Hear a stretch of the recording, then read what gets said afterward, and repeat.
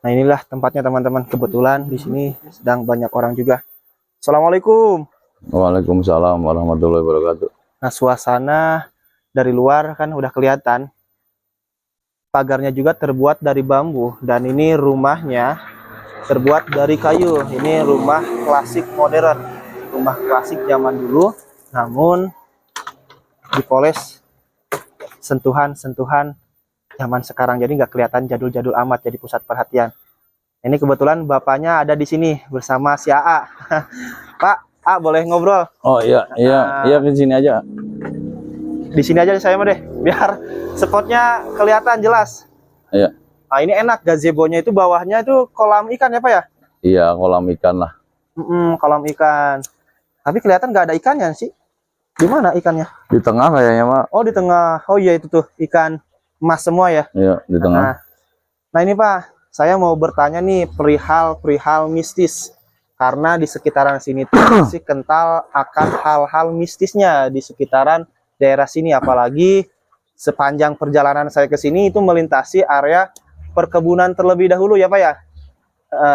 Itu Bapak sendiri pernah mengalami kejadian mistis apa saja? Pernah melihat sosok apa saja di sekitaran sini gitu? Boleh diceritakan Pak?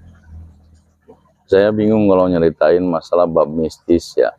Soalnya ini mesti sama orang-orang yang benar satu sepaham. Yang kedua memang takutnya menjadikan fitnah gitu.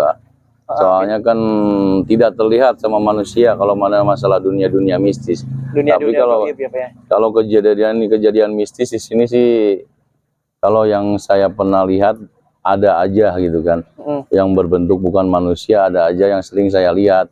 Tapi kalau satu persatu saya obrolin yang kayak gimana itu terlalu mendetail lah.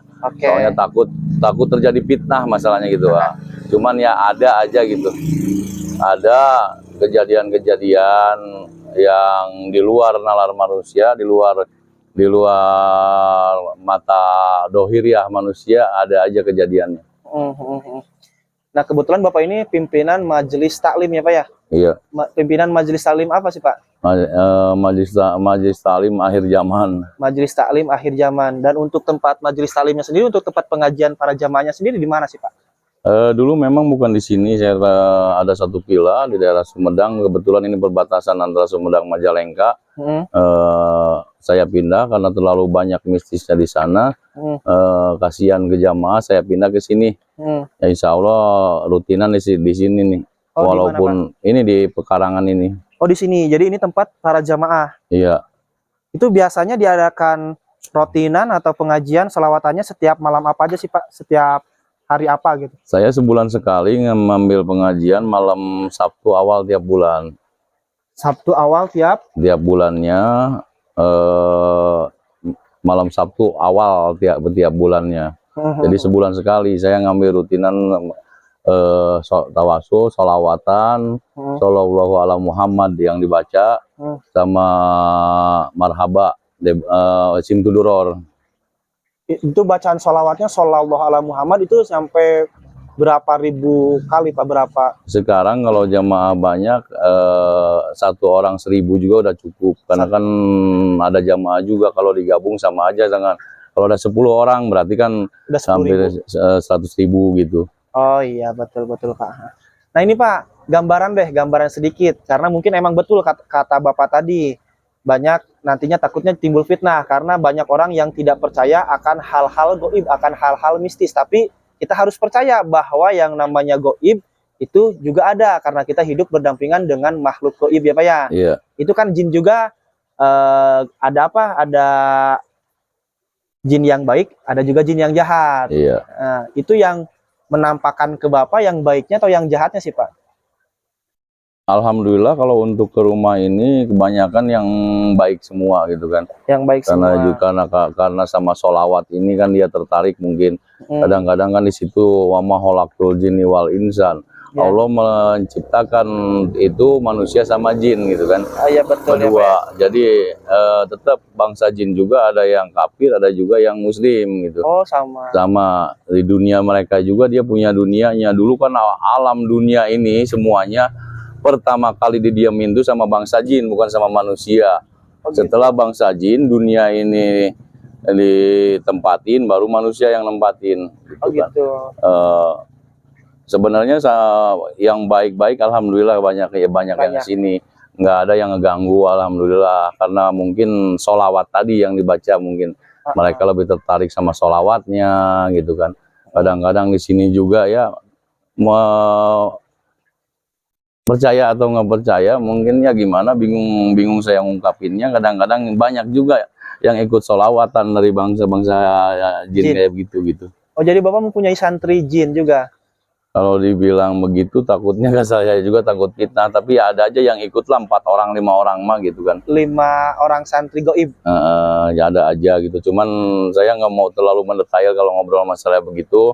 Takutnya timbul fitnah tadi gitu kan. Oh iya betul. Berarti itu santri-santri goib itu hanya ikut sholawatan atau belajar membaca Al-Quran juga, belajar ngaji?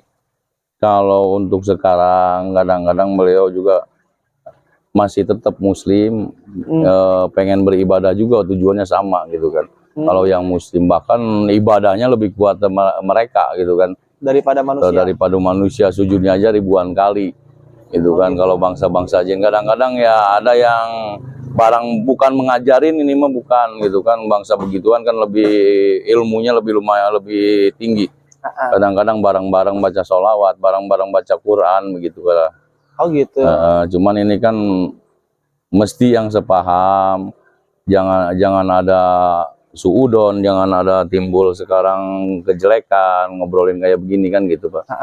Nah Pak, ini Pak, kalau saya boleh tanya nih Pak, perihal masalah itu kan suka nih ada orang yang bilang melihat penampakan yang cuman kepalanya doang, tanpa badan, terus juga tanpa kepala, terus ada yang wujudnya kayak gini, itu biasanya jin apa sih Pak yang wujudin kayak gitu sih Pak? Sebenarnya mah nggak ada bangsa jin yang sempurna. Yang sempurna mah tetap manusia. Kadang-kadang ada salah satu ciri untuk bangsa jin, ada. Maksudnya ciri kayak gimana? Bangsa ciri kejelekannya tuh ada aja yang nggak sempurna di badannya, maksudnya gitu. Oh kelihatan. Kelihatan kadang-kadang ada kayak misalnya jempol gede sebelah, ada yang pecak mata atau apa gitu. Kalau bangsa-bangsa jin kayak begitu. Itu kategorinya termasuknya jin muslim atau jin kafir? Semua jin juga punya ciri khas. Nggak sempurna kayak manusia. Justru mereka bangsa jin ingin sempurna, dekat sama sekarang jin muslim dekat sama ulama atau kiai, dia juga pengen kesempurnaan, pengen mulia bahasanya gitu kan. Karena manusia yang paling mulia.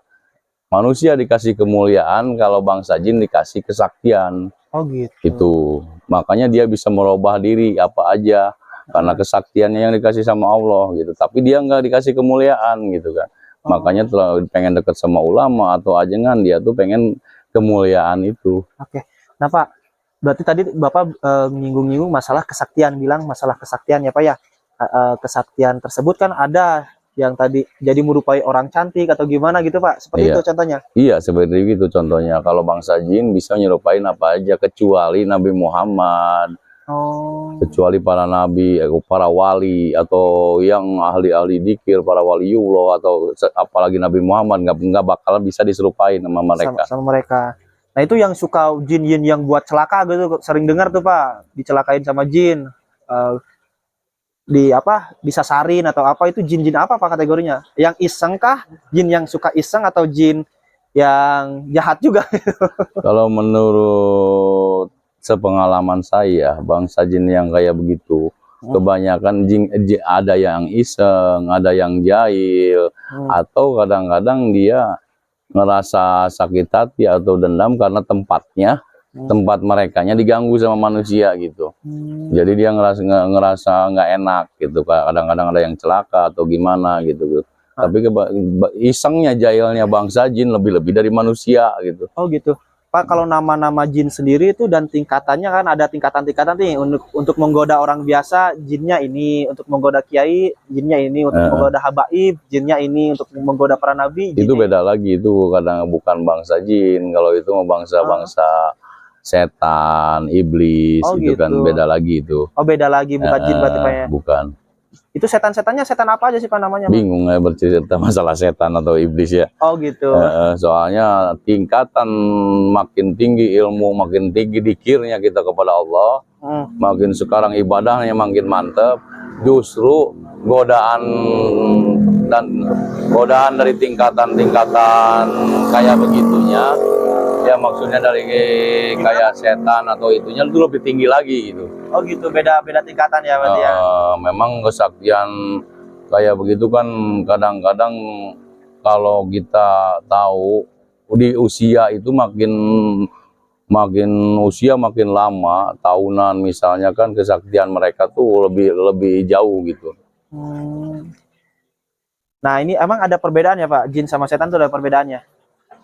Bingung saya nyeritainnya kalau masalah izin. Kalau masalah dunia mistis, saya juga berusaha pengen ngeredam, berusaha pengen ngelupain gitu ya Pak ya.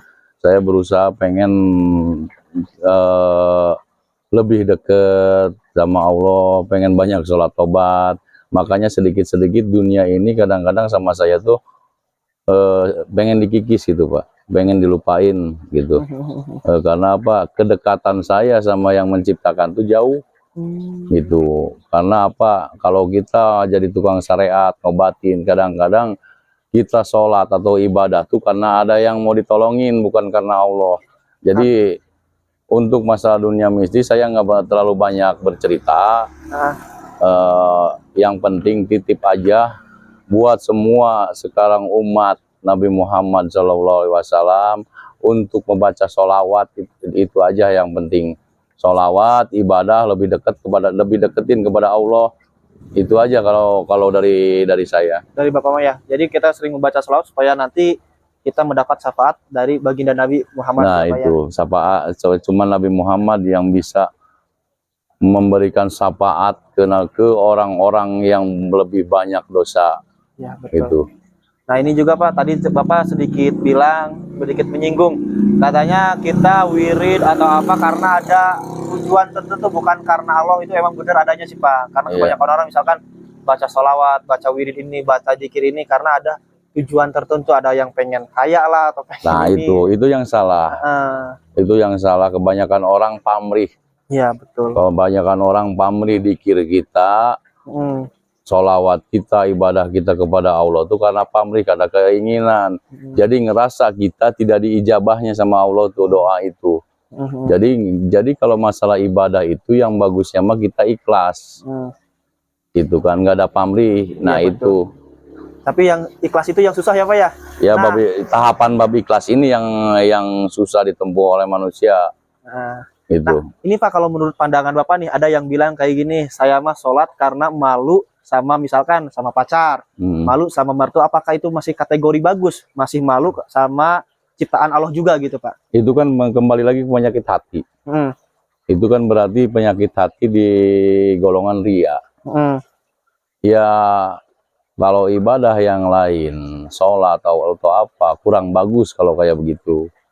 Mestinya mah dilupain gitu kan. Ada satu amalan dikir ya Pak, yang kita mau ria, mau kelihatan sama orang, mau ada istilahnya diobrolin ke yang lain, tapi masih diterima sama Allah, yaitu amalan dikir sholawat. Itu tetap sholawat diterima sama Allah, walaupun ada di hatinya ria, pengen kelihatan sama orang lain. Jadi kita lagi kemana-mana pegang tasbih, pengen kelihatan sama orang, itu tetap diterima Pak kalau baca sholawat? Kalau sholawat insya Allah masih diterima sama Allah. Kalau misalkan ini kita baca sholawat pengen digampangkan urusan di duniawi, itu juga sama tetap diterima Pak? Insya Allah kalau sholawat pasti diterima sama Allah. Cuman kalau ibadah yang lain nggak ngejamin diterima. Makanya sholat kita, ibadah kita, kadang-kadang sekarang kebanyakan cuman capeknya doang, pahala nggak ada, keberkahan nggak ada. Pengennya langsung diijabah sama Allah. Contohnya Pak yang kayak gitu gimana Pak? Ya tadi yang diceritain masalah pengen kelihatan sama pacar, pengen ibadah sholat pengen kelihatan sama orang lain, gitu. Puasa pengen kelihatan sama orang lain, ke masjid sholat tiap waktu pengen kelihatan sama orang lain. Nah itu yang termasuk kayak begitu. Sodakoh juga sama ya Pak? Sodakoh sekarang kan banyak sodakoh yang pakai karcis. Enggak Pak, gini Pak, misalkan saya nih kunjungan, makanya sekalian bertanya nih kepada ahlinya juga. Saya sering kunjungan kan ke orang-orang tidak mampu. Ketika saya ngasih di belakang kamera, di belakang layar kan Pak ya, itu yang komen itu banyak, wah pelit lah, inilah itulah. Ketika saya, tujuan saya baik kan Pak, saya pengen sodako nggak kelihatan sama orang, tapi akibat komenan yang kayak gitu, saya nih terpaksa ada di dalam kameranya. Itu gimana tuh menurut pandangan Bapak nih? Menurut pandangan saya, kalau memang kita pengen sodakoh lebih baik, kita ngasih tangan kanan, tangan kiri nggak boleh tahu. Itu. Cuman sekarang nggak, manusia, orang nggak luput dari nafsu. Iya betul ya. Nafsunya ini yang nafsu ini yang berontak. Godaan setan ini yang berontak gitu kan. Jadi kita sodakoh nggak ada pahalanya gitu kan. Karena ada unsur ria, ada unsur takabur itu. Iya. Betul, berarti saya belum bisa mengendalikan hawa nafsu saya ya. Ketika saya bisa bermain dari belakang layar gitu ya, ngasihnya nggak tahu seberapa gitu Pak. Tapi ketika melihat komenan-komenan gitu, terbawa emosi, jadinya dibawa ke kamera. Itu yang salah berarti ya. Kebanyakan kan sekarang kayak begitu. Jadi, yang kasihannya ngeluarin uang, kita ngeluarin sedekah, tapi nggak ada pahala. Jadi ketemunya saya sama Bapak ini ada hikmahnya. Jadi saya tahu, oh jadi saya belum bisa mengendalikan hawa nafsu diri saya pribadi gitu Pak ya. Masih harus belajar dan terus belajar. Nah kalau ini siapa nih Pak? Anak atau Nah ini termasuk juga anak angkat saya. Anak angkat. Anak angkat saya, saya titipin di bos kolektor lah, kolektor uang kuno. Dia bermain di uang kuno sama jam-jam tangan Rolex apa kayak begitu. Oh gitu. Berarti suka main-main yang kayak gitu anak? Alhamdulillah. Saya suka main uang kuno kayak gitu. Oh gitu. Ini anak angkat berarti santri, kategorinya santri gitu Pak? Iya. Kalau jamaah sendiri Pak, kebanyakan dari mana sih Pak? Untuk sekarang yang dari kampung sini, kadang Bandung yang lebih banyak datang kalau acara-acara besar. Kalau dari luar kota paling acara-acara besar aja kayak Maulid, Rajab gitu. Oh jadi hari-hari PHBI ya, peringatan Hari Besar Islam. Banyak yang terlalu banyak. Memperingati Maulid Nabi Muhammad SAW. Paling dari Bandung suka ada, dari Garut, Cirebon. Berarti kalau setiap bulannya mah hanya orang-orang yang tinggal di sekitaran sini. Tapi kadang-kadang dari luar juga suka ada gitu. Dari Bandung juga suka ada gitu. Cuman nggak terlalu banyak dalam acara-acara Maulid atau Rajab gitu. Oke, siap Pak. Bapak terima kasih Pak ya atas waktunya. Semoga Bapak dan keluarga selalu ada dalam lindungan Allah Subhanahu wa taala, diberkahkan umurnya, digampangkan milik rezekinya, bisa istiqomah memimpin majelis taklim akhir zaman. Amin amin ya Allah.